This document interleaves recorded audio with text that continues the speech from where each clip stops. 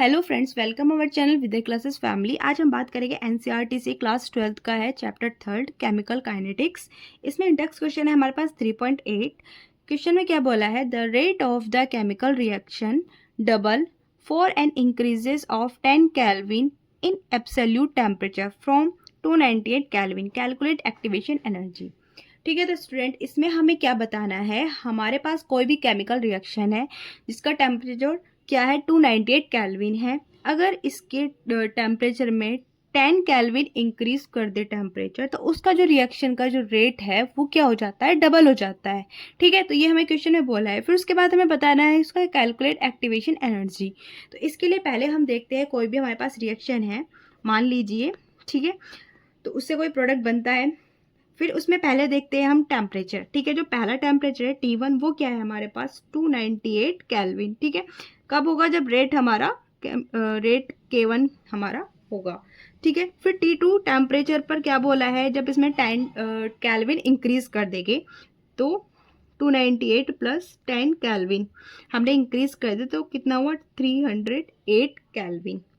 कब, तब क्या हो जाएगा, रेट उसका डबल हो जाएगा। तब हमने इसको रेट को क्या माना K2, यानी कि इसमें जो हमारा रेट K2 डबल हो जाता है। कब होता है डबल, जब जो रिएक्शन K1 है, जो रेट K1 है, अगर हम उसको डबल कर दे, ठीक है, तो उसका इक्वल होगा ये। तो यानी कि अगर हम इसको इधर ले जाए K2 upon K1 is equal to 2, तो ये इसके इक्वल होगा। ठीक है, यहाँ तक समझ में आया स्टूडेंट।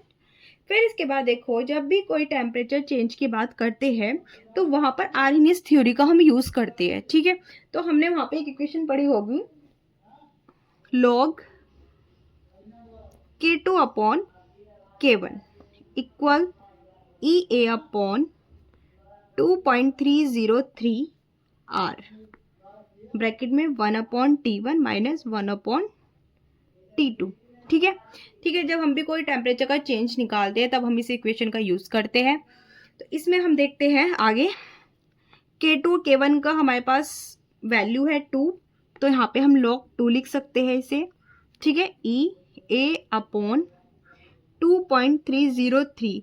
R की वैल्यू देखो हमें जूल में निकालना है, तो इसमें जूल में इसकी वैल्यू होगी इंटू 8.314।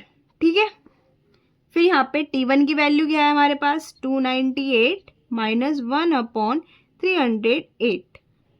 ठीक है, ये हमारे पास वैल्यूज हमने इसमें फिल कर दी। अब log 2 की वैल्यू क्या होती है 0.3010। ठीक है, ये इसकी वैल्यू होती है, यहाँ पे ऐसे ही लिख देते हैं 2.303 और 8.314। अब यहाँ पर देखो, अगर हम इसको एलसीएम लेते हैं तो 298 इक्वल 308, तो यहाँ पर देखो 308 माइनस 298। ठीक है, इसका डिफरेंस निकाल देंगे यहाँ पे। तो यहाँ पे अगर हम इसको सॉल्व करें तो यहाँ पर क्या आ जाएगा हमारा 0.3010 is equal to EA upon 2.303 into 8 point यहाँ पे 314, यहाँ पे 10 आ जाएगा और 298 इंटू 308। ठीक है, अब यहाँ पर देखो, इसको सभी वैल्यूज़ को इधर ले जाएंगे और ये एक्टिवेशन एनर्जी को अलग ले जाएंगे यहाँ पे। तो इसकी जो वैल्यू आएगी यहाँ पे 52.898 जूल आएगी। ठीक है, तो ये इसका फाइनल आंसर होगा। ठीक है, यहाँ पर